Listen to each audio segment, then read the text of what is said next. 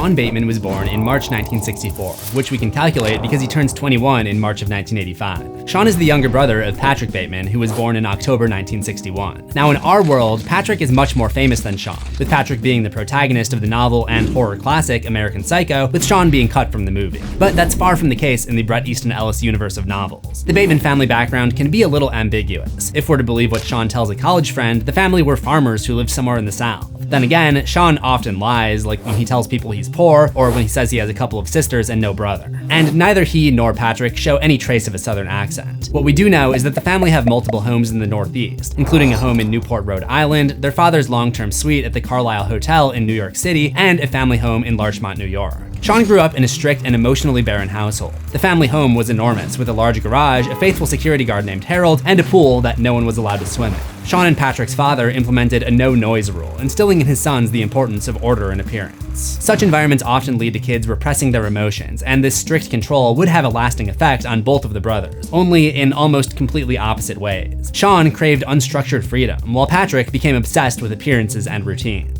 Shawn spent little time in the family home as he was sent away to a boarding school in Andover, which I assume is meant to be Phillips Academy in Andover, Massachusetts, a prep school where he would spend his teenage years. He probably got to go to Fright Kingdom during Halloween season, which I am very jealous of him for. During the holidays, the Batemans would vacation elsewhere. The Bateman brothers did not get along much, but in spite of this, the only memories Shawn has of that time are them playing in the snow on the lawn and later getting high and playing ping pong together in the rec room.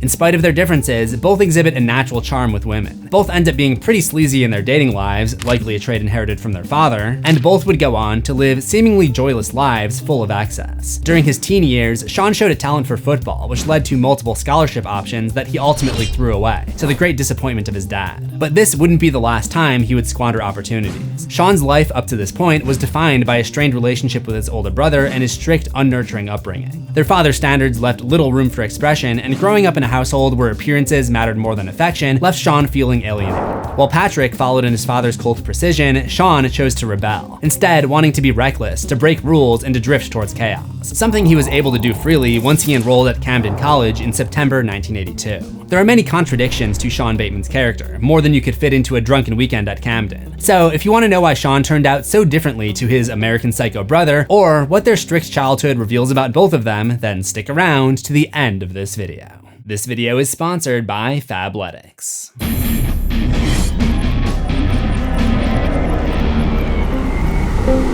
Welcome to Horror History. Let's rock and roll.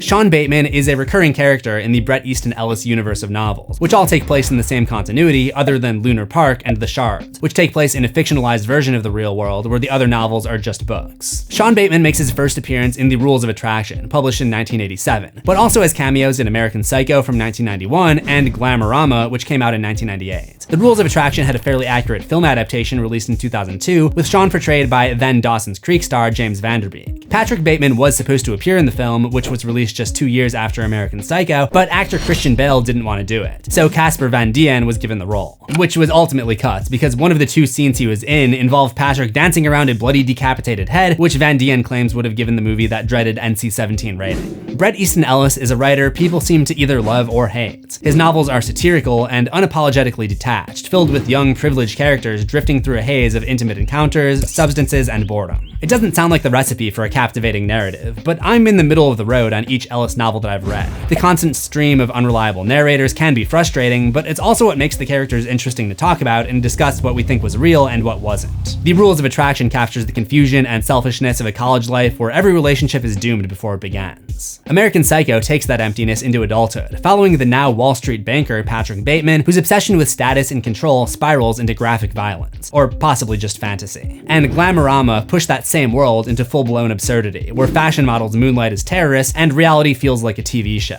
Ellis's characters bleed across his novels. Shawn and Patrick Bateman appear in multiple works, creating a shared universe where lives overlap, but because the narrators are unreliable, the connections never fully align. Running beneath all of it is a constant question of morality. Do Ellis's characters know what they're doing is wrong, or are they too numb to care? I really wasn't that concerned about morality in my fiction. I think the morality is there basically because I'm a satirist on a certain level. And I think if you are a satirist, you are pointing out problems that you find in the world and in society and in the culture. And I think on that level, it automatically makes you a moralist because you're doing something that's moral. You're pointing out flaws in a system. Patrick Bateman's story plays out like a horror film, while Shawn's is more like a tortured rock ballad. But in a completely different way, I find Shawn's story kind of disturbing in its own right. To understand why, we need to take it back to Shawn's early days of college. Rock and roll. There's something about a book set in that New England winter that just feels so cozy. I just think about being curled next to a fire and getting lost in the pages of a novel. And you can't get cozy without the cozy clothing. That's where today's spawns, Fabletics, comes in. This is genuinely one of those brands that made me glad to be a YouTuber, because I didn't know what I was missing out on until they sent me some fits. I've always just had separate outfits for being active and for looking decent, I guess. But with Fabletics, all of the pieces feel flexible and comfortable without compromising on style. I may never wear pajama pants at the airport again. Whether I'm working out or going out, Fabletics feels great, doesn't slip, and gives me the functional features I need, like the towel loop and zip pockets on nearly everything. As a coaster enthusiast, you know those zip pockets have saved me thousands of dollars on new phones. Speaking of saving money, Fabletics has this VIP program which is actually insane. Signing up gets you an amazing intro offer of 70 to 80% off the entire site. One of the most ridiculous deals you'll ever see. Then, each month you get 1 credit for a 2-piece outfit or any product up to $100. And you can skip any month, so there's no reason not to try it. Unless you come from a colony of nudists, then it probably wouldn't do you any good. Just click my link in the description to get that 70 to 80% off the whole site when signing up to be a VIP. Fabletics. It's not pronounced Fabletics.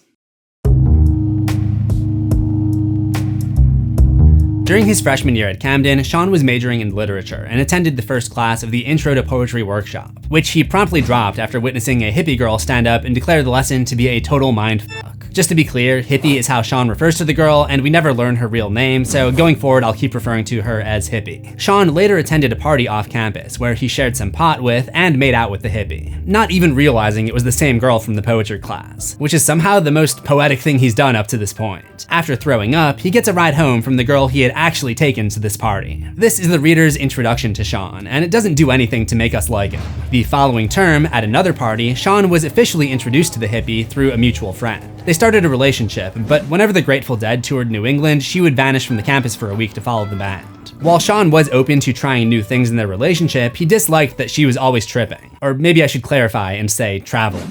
And maybe it had something to do with the fact that the one time he joined her, he hallucinated the devil who appeared in the form of his mother. There's an interesting parallel here with American Psycho, where Patrick also has multiple visions of the devil, including a surreal moment when he perceives Bono, the lead singer of U2, declaring himself to be the devil during a concert. But this wouldn't be the only time Shawn would display some behavior that might lead people to brand him as an American Psycho of his own. When Shawn introduced the hippie to his friends at the time, they made fun of her and Shawn. Feeling protective, he removed her from the situation and began spending time with her friends instead. Shawn would continually try to impress the hippie by talking about authors he had never actually read and regularly wondered why she liked him, seeing as how he was so different to her. Shawn often shows his insecurities surrounding women. He tries to win approval by pretending to be more cultured than he really is, but beneath that performance is the constant fear that he isn't enough. At the same time, moments such as him shielding the hippie from his friends show that he could be protective, even willing to distance himself from his own social circle to defend someone he cared about. It's that contradiction again. My take is that underneath his selfishness, Shawn longed for genuine connection. He just didn't know how to sustain it. Patrick's way of impressing women is pretty cosmetic, by flashing a credit card, showing off his body, or securing a table at the hottest restaurant in town, or at least trying. Yes, I know it's a little late, but is it possible to reserve a table for 2 at 8 or 8:30 perhaps?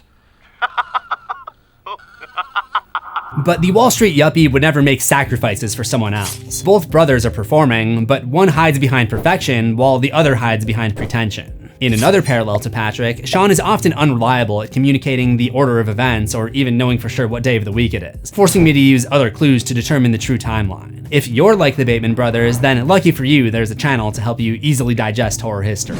The first example we have of Shawn's unreliable record keeping is his breakup with the hippie. At first, he says that they broke up by the end of second term because she kept calling him too stiff and too uptight, although he wasn't sure that was the real reason. Ultimately, he dumped her in her room, where they'd been making out during a party, and then he went home with her best friend.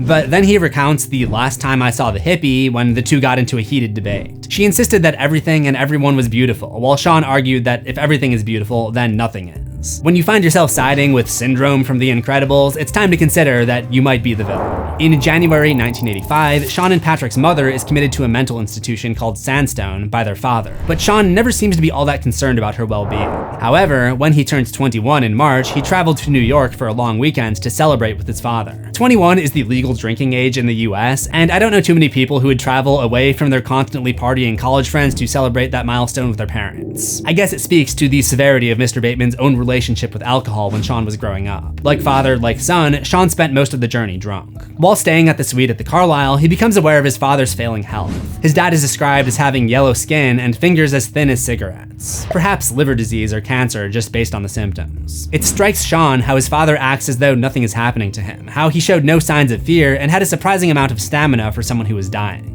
During the weekend, they lunched and had drinks at 21, the Oak Room Bar, and the Carlisle, and also saw a couple of musicals on Broadway, which Shawn immediately dismissed as lame. Broadway shows are some of the most sought-after productions in the world, but Shawn waves them off as if they were amateur dramatics. Patrick, on the other hand, treats Broadway as another status symbol. He even owns the cast recording of Les Miserables.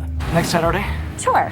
Can't, I'm afraid. A matinee of Les Mis. At some point, while at a bar, two women in their 20s tried to pick up the father and son duo, but after stringing them stories of being oil barons, later ditched them during a party at Fifth Avenue. Shawn later met a new girl at the Blue and Gold who he took to his birthday dinner at Luthi's. They were joined by his father, his brother, and Patrick's longtime girlfriend, Evelyn. Patrick gifted his younger brother a tie, but Shawn describes the dinner as being somber, revealing how little joy the so-called celebration brought him. After his father retires to bed at the Carlisle, Shawn and his date watch videos and later fool around on the floor. When Shawn wakes up early the next morning, he sees a light on in his father's room and hears moans and voices coming from inside, the implication being that his dad had double-dipped. Shawn would leave the next day. I think Mr. Bateman's lack of respect or boundaries here says a lot about why his sons display the behavior that they do. If their father actively undermined his son during his birthday celebration, imagine what every day was like growing up. Shawn's reaction, quietly leaving without confrontation, shows his resignation. That betrayal was just part of the Bateman family dynamic. It also reflects the idea we see in their relationships, the notion that women are objects to be passed around. This is a common trait between the brothers. Both Shawn and Patrick knowingly sleep with other men's girlfriends with no remorse. But fast forwarding a little bit to summer 1985 brings us to another potential hole in Shawn's story.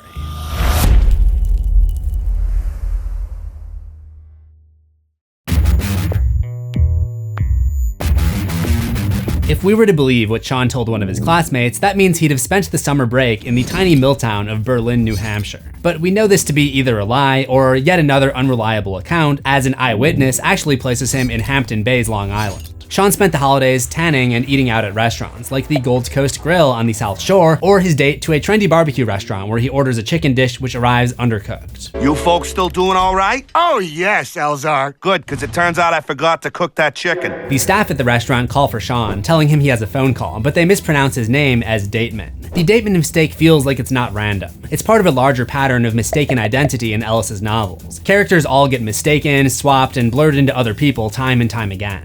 Hello, Halberstram. Nice tie. How the hell are you?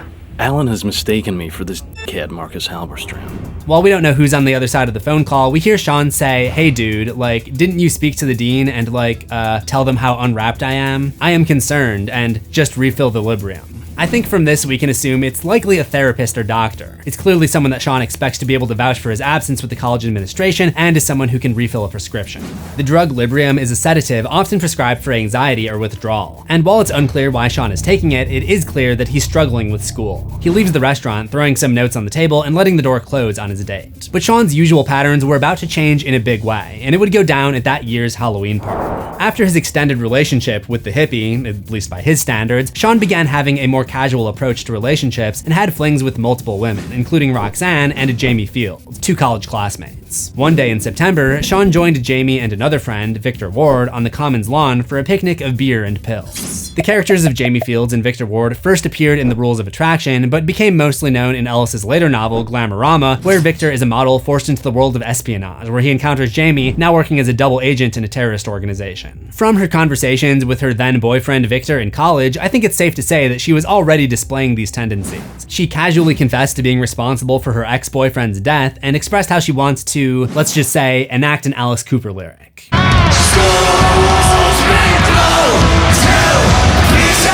After Shawn and Jamie exchange a glance, Shawn whispered something into Victor's ears. All the boys think she's a spy. Maybe that was a lucky guess, or maybe Shawn knew more than he let on.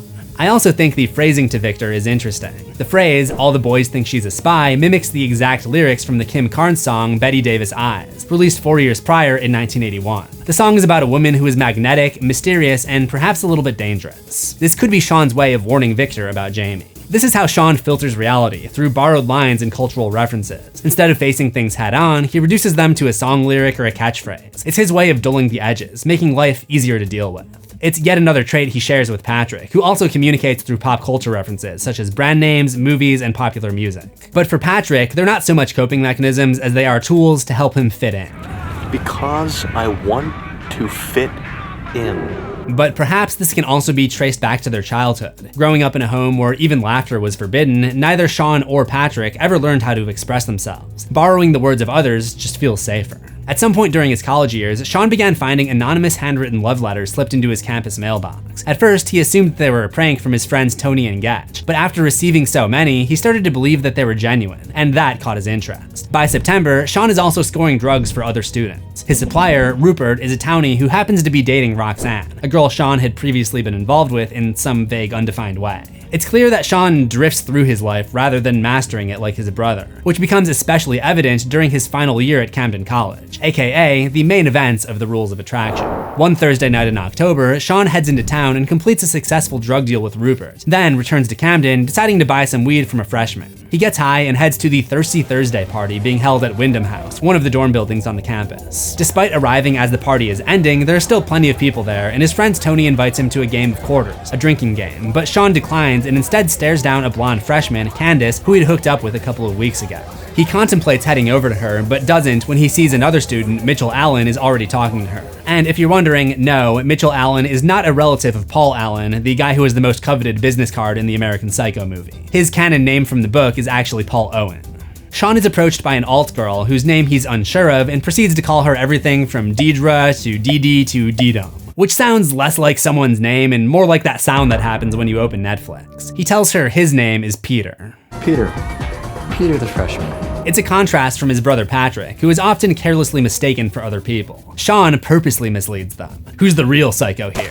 He considers his options for the rest of the evening, and while he doesn't want to sleep with the alt girl, he realizes that the party is ending, so he reluctantly goes back to her place. But the mood is ruined when she calls him Peter. Oh no, if it isn't the consequences of his own actions. So he takes a hit on her bong and leaves her with his signature catchphrase. Rock and roll. Shawn frequently uses two catchphrases, rock and roll and deal with it. Both phrases kind of embody his character contradictions. Rock and roll is his desire to project an image of confidence and charm, while deal with it falls in line with his most obvious trait, his selfishness. In other words, one phrase is his self-assurance, the other is his insecurity. But despite those insecurities, the next night, Shawn would bring his terror to the school's dining halls.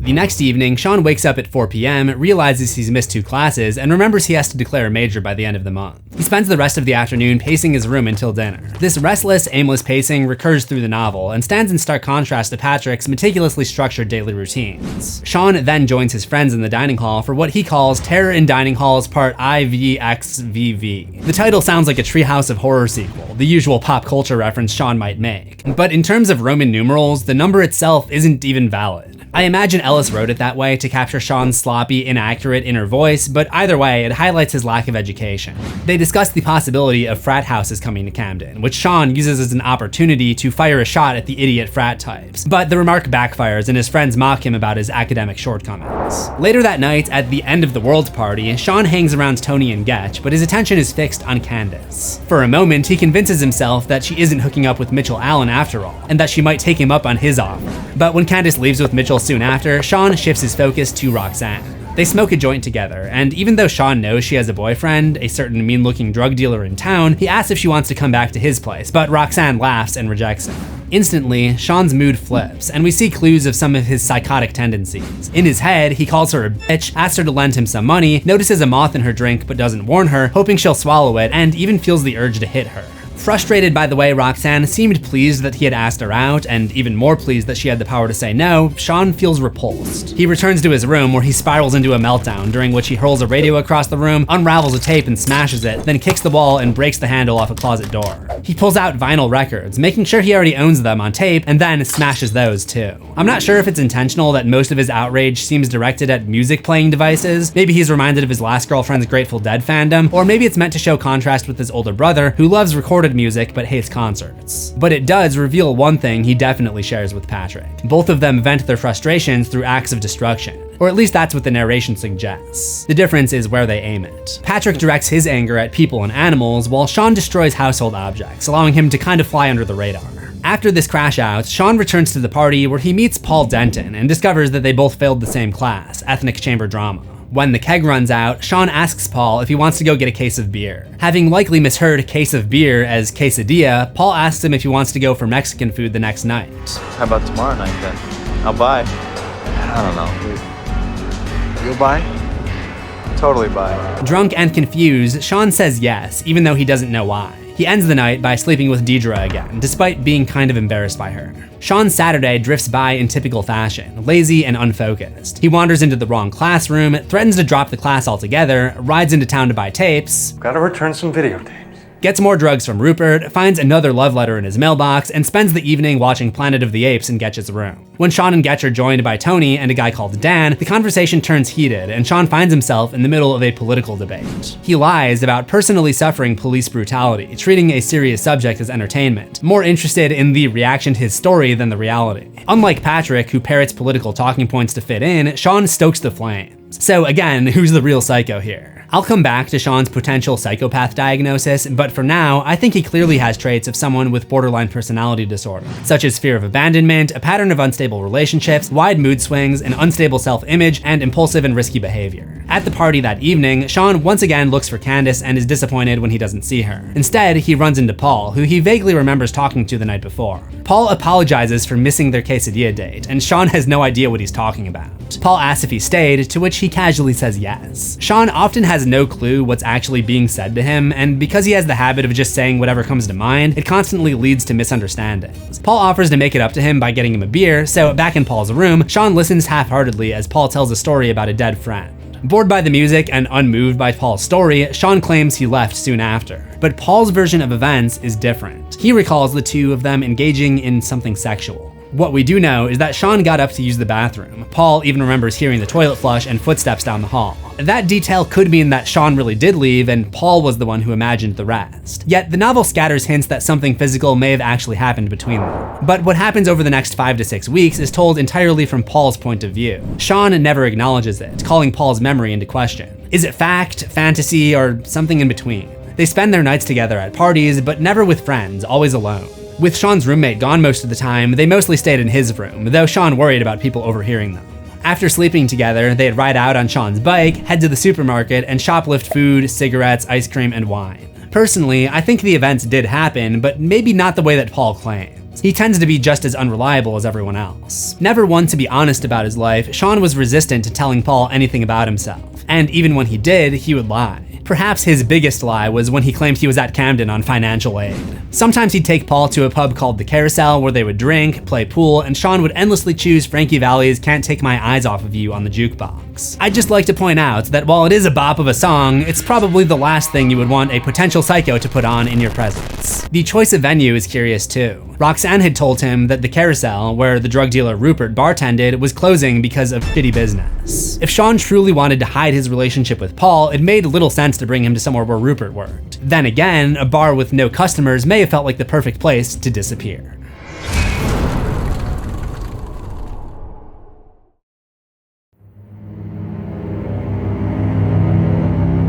We know that Sean Bateman is a man of contradictions, and while he may want to keep his hypothetical relationship a secret, at the same time he wants to find a connection that exists in the real world, not just hidden in the shadows of a dorm room. During their time together, Shawn and Paul would skip classes, faking illness at the infirmary to score medicine that Shawn would mix with cough syrup to get high, and spend hours gaming at an arcade called the Dream Machine, an aptly titled location for a place that may only exist in fantasy. When Paul was bedridden with a hangover, Shawn showed up with orange juice, McDonald's, and a mixtape he'd made, complete with his favorite, Can't Take My Eyes Off of You. These small acts show a potential side of Shawn that Patrick could never emulate. I love walking on sunshine, but it just doesn't hit the same. Shawn isn't trying to impress Paul with status or appearances, he's offering the little comforts he can. Patrick, by contrast, would never waste energy on gestures that don't feed his ego or reinforce his status. During one Thursday in Paul's room, Paul tells Shawn that he has to leave for a trip to Boston to see his mother, and Shawn offers to take him to the bus stop. Or maybe he doesn't. However, no matter how kind or real these acts were, everything was about to change now that Lauren Hynde was on Shawn's radar. Miss Lauren Hynde. Last Saturday, he'd seen her slip something into his mailbox and believed it must be her penning the love note. Maybe that's just what he wanted to believe, but happy that they were coming from someone that he considers attractive, she replaced Candace in his mind as his new fixation.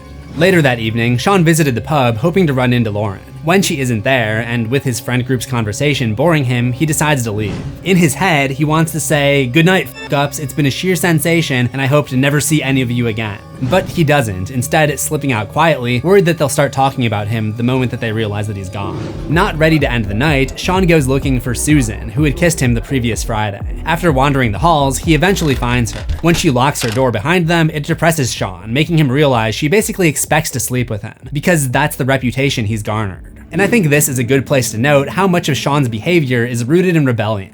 As an adult, he pushes back against his father's strict rules by making noise, chasing shock value, and resisting conformity. When a situation demands he follow a script, even something as simple as a college hookup, he quickly loses interest. For Shawn, the appeal is always in doing what he shouldn't, never in doing what's expected. On Friday morning, Shawn gets up to give Paul a ride to the bus station, but he's not happy that Paul had asked him for a lift. Irritated, he pretends his bike won't start and makes a show of needing to find someone who will give him a jump start. When Paul decides to take a cab instead, he's relieved and downs some NyQuil to go back to sleep. That day, Shawn finds another mysterious note in his mailbox that reads, "I will meet you tonight once the sun sets. ELOV will no longer be spelled this way." It would be the last note he received.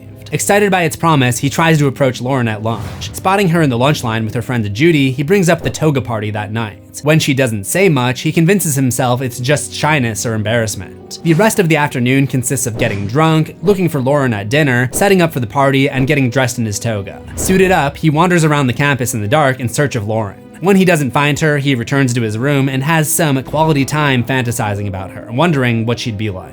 Shawn's thoughts on sex highlight a huge difference between the Bateman brothers. Shawn believes if you can't fulfill a girl during intercourse, then why bother? On the surface, it sounds considerate, an admission that his partner's enjoyment matters. But with Shawn, it's never that simple. The comment is just as much about his own performance than it is empathy. Before the party, Shawn gets a phone call he assumes is from his brother Patrick, but it turns out to be Paul. Who is this, Patrick? Patrick, who the hell's Patrick? Is this the Krusty Krab? No! This is Patrick! It's clear that, at least in Paul's mind, the relationship is progressing. Later, he heads to Roxanne's to pick up some narcotics from Rupert for some freshmen. The agreement is that Shawn is supposed to collect the money from the students and hand it over to Rupert, but instead, he pockets it for himself. Rupert tells him that he needs to sell his bike to pay off his debts, but Shawn laughs it off, joking as if he can't be serious. When he finally asks how much he owes, Rupert grows angry. Man, I'm not like those rich assholes, dude. I'm on financial aid, man. I have to work for a living. He wriggles out of the situation and makes it back to campus by 10 p.m. for the toga party, which he spends hanging around with Tony while keeping an eye on Lauren Hynde. Later, he runs into her in the bathroom, where Getch makes the formal introduction. Shawn fetches some punch, returns to her side, and compliments her artwork, even though he hadn't actually liked it. He watches her on the dance floor, and when he grows anxious that another guy will step in, he joins her. When the crowd shifts its attention to a drama student showing off a dance routine nearby, Shawn grabs Lauren's arm and the pair run outside. Another girl standing nearby says hello to Shawn as he runs past, but he doesn't even hear her. His mind is set on Lauren now. The two go to the apartment of two girls Lauren met in a poetry workshop, and the group smokes some weed, listens to Kate Bush, and talks about politics and protests. Later, Shawn and Lauren walk back to his place. He plays Can't Take My Eyes Off of You on the guitar for her, which appears to move her to tears. They sleep together, but something feels off for Shawn. Halfway through, he realizes that he can't remember the last time he did it while sober, and without the blur of drugs or alcohol, he finds himself unable to fully enjoy it. Still, he was pleased to have landed the girl that he wanted most. But the arrangement would not be without drama. Whether it was real or imaginary, Paul Denton believed that he had laid claim to Shawn first.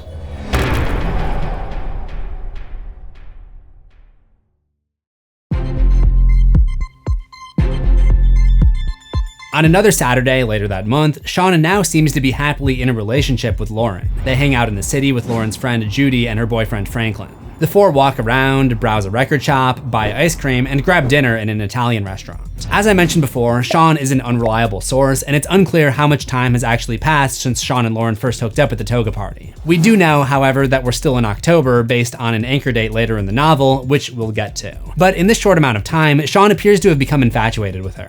While spending time with Judy and Franklin, he warms up to Franklin, even considering him to be a cool guy. That is, until he begins to suspect that Lauren had previously slept with him, which leads him to, in his words, think less of him. It's funny that when Patrick finds himself in the same position, he responds to it quite differently. When his girlfriend, Evelyn, openly flirts with his coworker, Timothy Price, in front of him, it leads him to believe that they're having an affair. But rather than hating Price, Patrick considers him to be the most interesting man he knows. He even suggests to Evelyn that she should go for Price instead of him, listing his qualities. While squeezing Lauren's knee at dinner, Shawn comes to the realization, thinking, I was crazy about this girl and so relieved that I had a decent looking, perhaps permanent girlfriend, that it hit me. I had something like 4 papers due from the last term that I wasn't ever going to start, and it wouldn't matter since I was with Lauren. He never says he loves Lauren, but he's chasing the idea of being wanted, which again, all goes back to the void left by his emotionally cold childhood. He interprets almost everything as proof that she loves him. I knew she loved me, and not because of the notes, which I refuse to bring up, why embarrass her, but because when she looked at me, I could see, for the first time, just sense that she was the only person I'd ever met who wasn't looking through me. She was really the first person who looked and stopped. Of course, Lauren didn't actually send Shawn the anonymous notes. It was another college student named Mary, the one who had tried to say hello to him at the toga party. Shawn had seen Lauren slip a note into his mailbox on behalf of somebody else and jumped to the conclusion that she was the one sending him the love notes. Instead of seeing Lauren clearly, he fits her into the story that he wants to believe.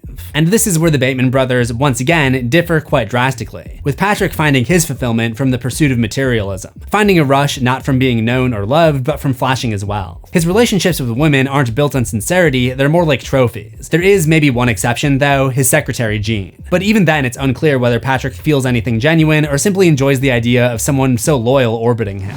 Perhaps the feelings for Jean are filling the same hole left by their father that Shawn's feelings towards Lauren Hynde are filling.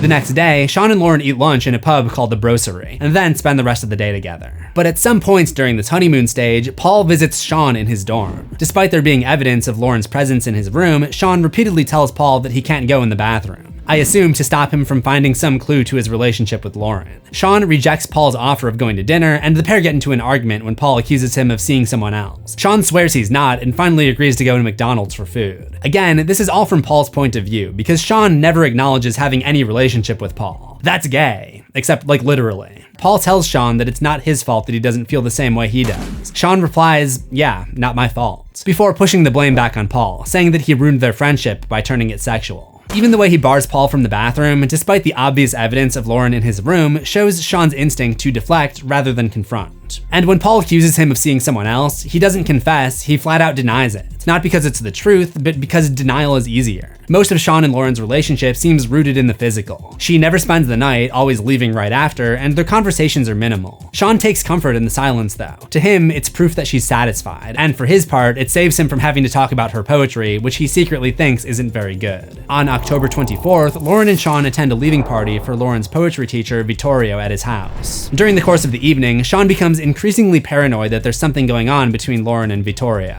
He thinks the guests are pretentious and becomes frustrated when he can't join their conversation about literature. He gets drunk, passes out, and wakes up in the teacher's bed. When he eventually returns to the party, he becomes angry to find Lauren comforting an upset Vittorio. Shawn tells her that things are over between them and storms out of the house. Having expected her to follow him, he waits for Lauren outside, but she doesn't come. He watches as the light goes on in Vittorio's bedroom and then, after a minute, turns off.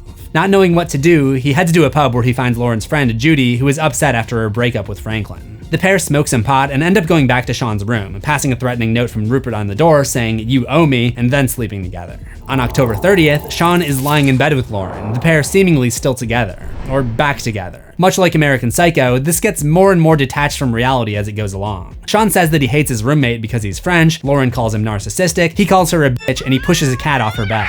Which is obviously not as bad as what Patrick would likely do. He didn't stuff her with cheese and feed her to a rat that he's been starving for 5 days, but I think it's safe to say that some of the cracks are showing in the relationship. And like that woman that Patrick Bateman impaled with the rodent habit trail, it wouldn't be long before the cracks would break wide open.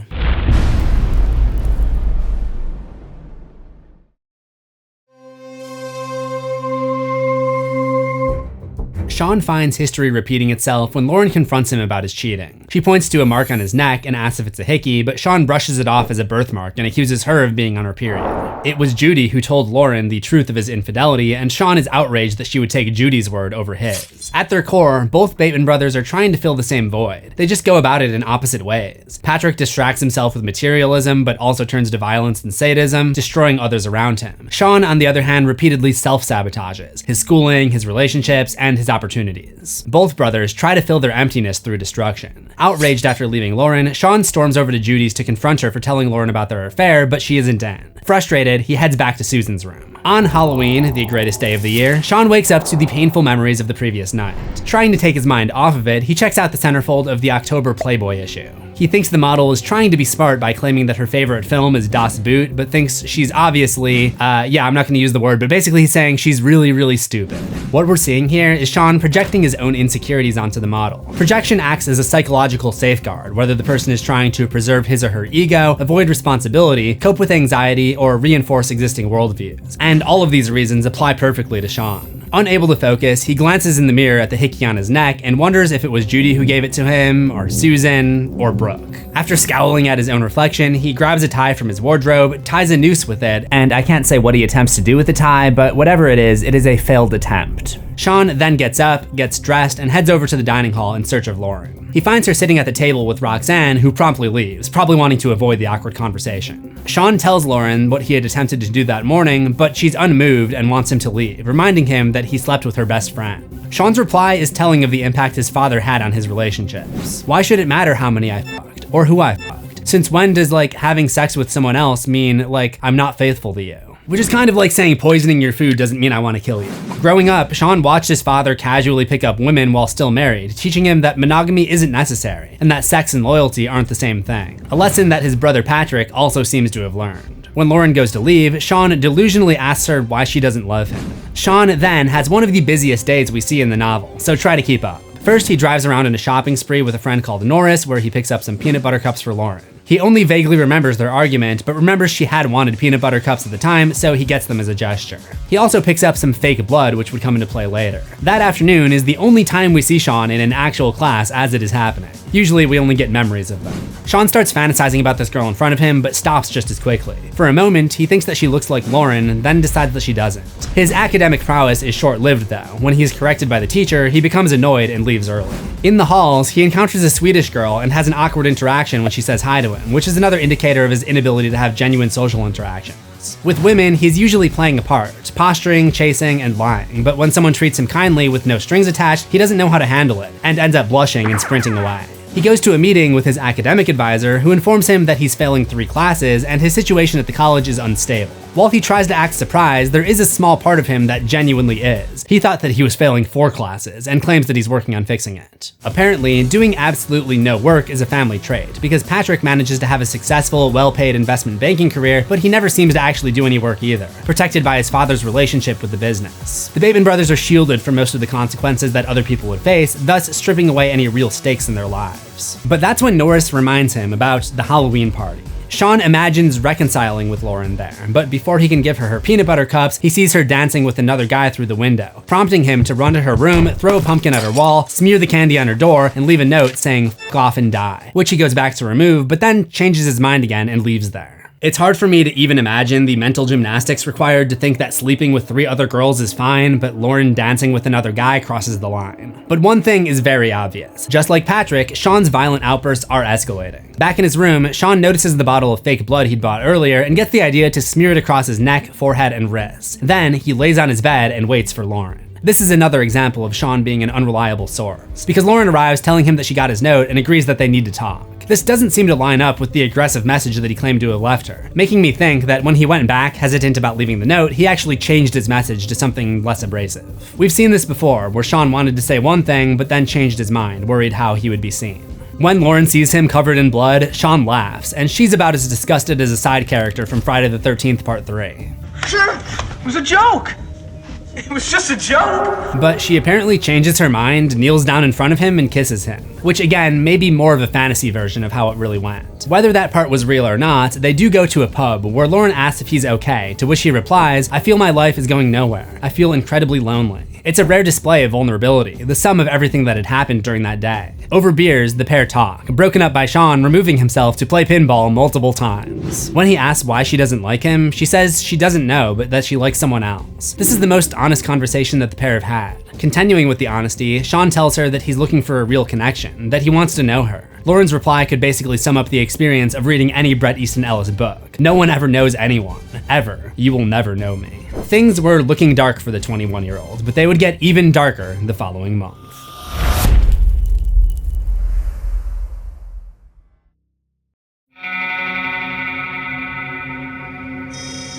Late one night in November, Shawn receives a phone call from Patrick. Their father's health has declined, and Shawn is asked to come visit him in New York. This causes Shawn to break down, crying into the phone and repeatedly cursing at his brother. He leaves quietly in the night, with Lauren asleep on his bed. Despite appearances, Shawn didn't leave Camden in a hurry to see his ailing father, but to avoid the dealer, Rupert, who was pressuring Shawn to repay the $600 he owed. After flying back to New York, he headed to the Carlisle suite, where he spent the afternoon drinking and listening to music, not getting to the hospital until later that night. When Shawn arrives, he barely acknowledges his brother, only looking at him with disdain. He goes to see his father in his room, but returns moments later with a simple and expressionless look on his face. As Shawn heads to the toilet, Patrick asks him to meet in the cafeteria for a conversation which is a key moment to understanding more of Shawn's character. Patrick presses about where he'd been, but Shawn doesn't respond well to confrontation. He falls back on his usual tactic, avoidance, deflecting by asking if Patrick had visited their mother lately. He dodges the questions and leans on one of his catchphrases, deal with it. Patrick replies, no Shawn, you deal with it. Shawn's mantra has always been his way of brushing things off, refusing to change or take responsibility. But when Patrick throws it back at him, Shawn is the one being told to face reality, and that's the one thing he's never been able to do. Their conversation also reveals that Patrick put $7,000 in his account, which Shawn claims is still there, but was most likely wasted. And Patrick grills him on his plans to get a job, considering he probably won't last another term at Camden. As we've come to expect, Shawn deflects the question by asking what Patrick expects him to be. Patrick's response, how about the son your father wanted, finally shows us what Shawn really thinks of his father. He says, you think that thing in there even cares? The cold, emotionless distance mirrors the barren childhood he endured under their father's strict rules. Somehow, they ended up dealing with it in opposite ways, with Patrick playing the role of the dutiful son and Shawn turning into a rebel. But even Patrick waits outside the door rather than at his father's bedside. In the end, both brothers are products of a man who left them unable to express emotion in a healthy way. Bret Easton Ellis himself had a complicated and difficult relationship with his own father, which bleeds through into his novels and the Bateman brothers. My father had checked out. Father wasn't around. Didn't really like the son that he had. Wanted a different son.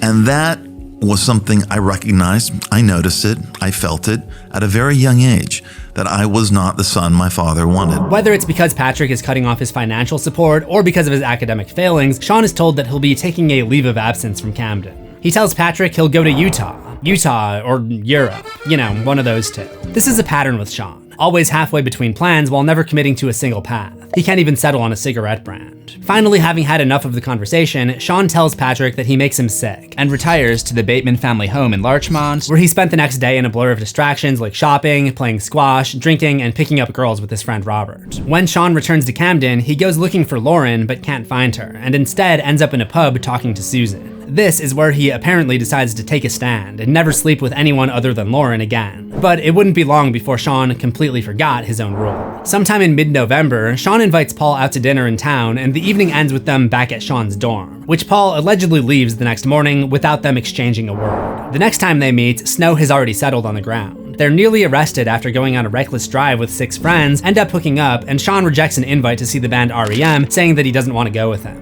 When Paul states that he wants to know him, Shawn mirrors something that Lauren had previously said to him. No one will ever know anyone. We just have to deal with each other. You're not ever gonna know me. Once again, he's projecting by redirecting the pain that Lauren gave him towards Paul. But as fall began to turn to winter, a new revelation would change the situation with Lauren, along with the change of season. While attending the winter carnival in town, Lauren tells Shawn that she's pregnant. When she tells him she's going to deal with it, Shawn asks her to marry him, and she says okay. Over Bloody Marys at brunch the next morning, Shawn decides he truly does want to marry her, and that he expects her to have his son.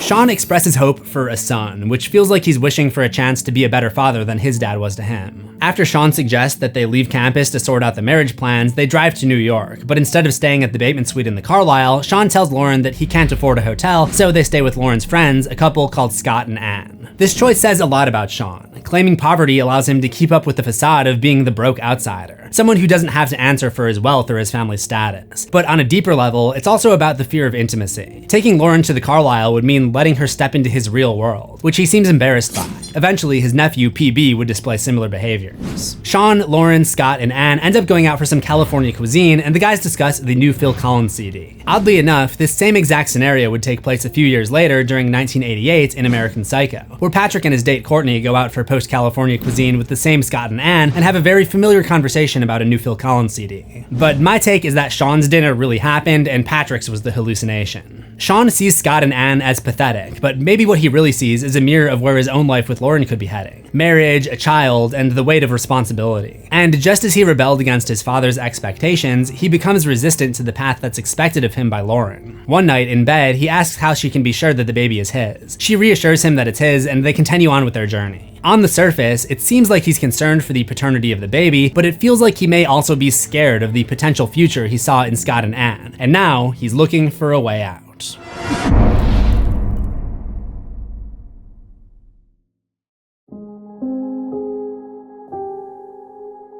For the next week, Lauren and Shawn drove across the country, stayed in motel rooms, and barely spoke to each other, mostly just doing drugs and watching TV. Every time they'd drive past a church or chapel, he'd slow down, but then speed off past it. During their time away from Camden, Shawn's view of Lauren shifts. He describes her body as wasted, pathetic, and pitiful, as if he's trying to convince himself to make it easier for him to reject her. At one point, he considers leaving her at a gas station while she's inside throwing up. Eventually, Shawn realizes he doesn't want Lauren to have the baby anymore, and he tells her he'll pay for an abortion, which she gets back in New Jersey. During the procedure, Shawn stops in a Dunkin' Donuts where he hits on a waitress and invites her to a party that night at Camden. I've never been to a Dunkin' Donuts with table service, so this might be an indication that he's making stuff up, or maybe the waitress he met was a fellow customer, but the point stands.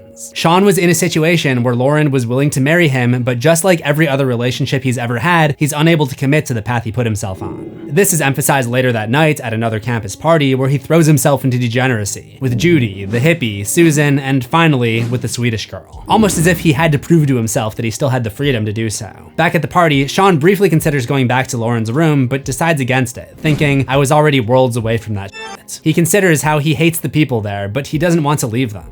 This was the moment that counted. This is when it all came together. This was where I wanted to be. All that mattered was that we were here. What Shawn's really chasing here isn't love or even lust, it's erasure. After the pressure of Lauren's pregnancy and the suffocating glimpse of responsibility, he collapses into the only escape he knows, degenerate behavior. Towards the end of the term, just before Christmas break, Shawn agrees to hook up Mitchell with some drugs again. But worried about running into Rupert, he insists that Mitchell come with him. And when Rupert demands the money that Shawn owes, he tries to claim that Mitchell has the cash. The bluff doesn't last long, and a fight breaks out, with Rupert aided by two men, one of whom wields a machete. They race away in Shawn's MG, blowing through stop signs as the townies give chase in a pickup. After seemingly making it out safely, Shawn remarks, "Wasn't that fun?" He seems detached from the true danger of the situation, which is another hallmark of borderline personality disorder, impulsive and risky behavior. Just after, the pickup catches up, swerving to run them off the road. For a moment, it looks like they're trapped, but when the truck doubles back for another pass, Shawn floors it and manages to lose them. He drops Mitchell off at home and gives him a small bag of pot, which I assume he grabbed during the fight. Shawn may have escaped the consequences this time, but his time at Camden was coming to a close. The next morning, Shawn packs up his belongings with the help of his friend Tim and claims he's leaving because of Rupert. And after the events of the previous night, it's probably partially true. Though we do know that Patrick had already threatened to cut off support for his college lifestyle. Framing it as Rupert's fault might be Shawn's way of spinning the situation, convincing himself that it was his decision to leave rather than admitting that he had no choice. Tim mentions that he heard about Lauren and asks if she's alright, to which Shawn admits that he liked her a lot. But when Tim presses him with, "Then why didn't you pay for it?" Shawn says, "I didn't like her that much." He spends the whole book obsessing over Lauren though, so again, this feels like a cope. And this is another common symptom of BPD, short, intense relationships that dissolve very suddenly. It goes hand in hand with the next symptom, constantly moving and starting over. Just a couple weeks after claiming that Camden is where he wanted to be, he leaves the campus with no plan of where to go next. His family home is being sold, and New York holds little appeal, weighed down by the memories of Patrick and his father. But he feels relieved to be driving without excess baggage. He stops at a phone booth to call some of the numbers he'd gained through the term, but as he wonders where to go, he decides against making any calls. He gets back in his car and thinks to himself, "I haven't changed." It's a moment of clarity, but not really of growth. Shawn remains right where he's always been, passive, drifting through a life dictated by the avoidance of his issues. As he drives on, he picks up a girl hitchhiking at the edge of town. As she tells him her life story, he turns up the music to drown her out, but he smiles at her and squeezes her knee. The rules of attraction ends with the cycle repeating themselves. But his timeline doesn't end there.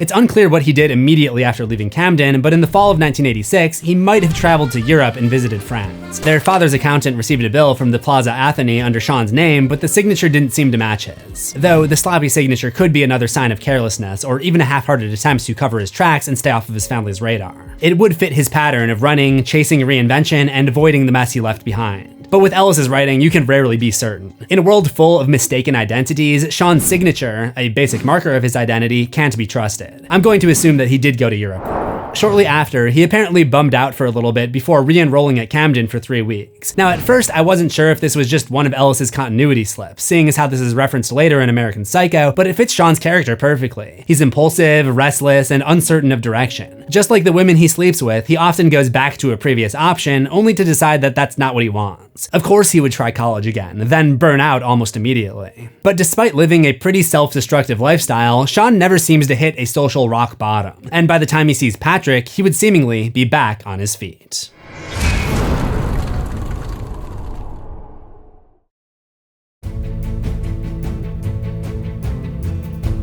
Shawn next pops up in American Psycho. In March 1987, he spent his 23rd birthday in New York, staying once again at the family hotel suite at the Carlyle. At some point, he meets a girl named Dominique and invites her back to the room. He also spends the weekend playing squash with his friend Richard Lyndhurst, buys a tuxedo, and later that afternoon receives a call from Patrick. The brothers may pretty much despise each other, but Patrick insists they meet for dinner to discuss their mother's worsening condition at Sandstone. Shawn hangs up, brushes Dominique off, and decides to secure a table at Dorsia, the most impossible to get into restaurant in New York City. By calling the owner directly, he manages to book a table for 9 o'clock. It's worth noting that Shawn likely chose Dorsia on purpose. It's unclear if Shawn is aware that Patrick had been trying and failing to secure a reservation at Dorsia for months. However, knowing his brother's character, it's likely that he would make an educated guess that Patrick would want to attend the most sought-after restaurant in mainstream opinion. By swooping in and effortlessly securing a table, Shawn scores a rare win over his older brother. It's a deliberate power play, Shawn's way of undermining Patrick in the one area that matters most to him, status. It's never explained how Shawn knows the owner, but I'm guessing it has something to do with his carefree lifestyle. With no responsibilities, he has all the time in the world to make those connections. To further flex on his brother, Shawn shows up half an hour late, shakes hands with the maitre d' just as Patrick returns from the restroom, and orders 2 expensive lobster dishes, one with caviar and peach ravioli, followed by a blackened lobster with strawberry sauce. He knows Patrick is going to be paying and barely touches the food. The conversation quickly turns sour, with Shawn mocking the clubs and bars his brother frequents as prehistoric and not hip anymore. He brags about going to Petty's, a club so new that it hasn't hit Patrick's radar yet. Shawn mocks his brother's favorite clubs as not hip because he knows his entire identity is built on being on the cutting edge of taste. Despite Shawn's antagonism, Patrick picks up the check and the 2 brothers leave together. After New York, Shawn plans to fly to either Palm Beach or New Orleans because, as always, Shawn refuses to commit to one person, one major, or one place. And chronologically, that's the last mention of Shawn at the time of writing. There wasn't a whole lot of horror in this horror history, despite the mention of vampirism in the movie. Pretend to be a vampire.